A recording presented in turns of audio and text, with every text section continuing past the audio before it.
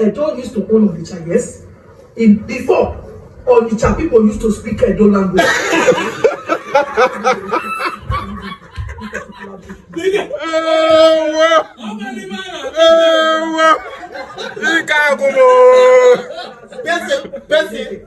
Person where no know even the Benin language where they speak. Person where no know where it come from. Wahala. They claim no problem. The one where we come see get now, we want to see follow us contact. I want to see take a no land for a those going there. How many people are going to? How get this guy? I'm not going to all of my in our bamba and social media.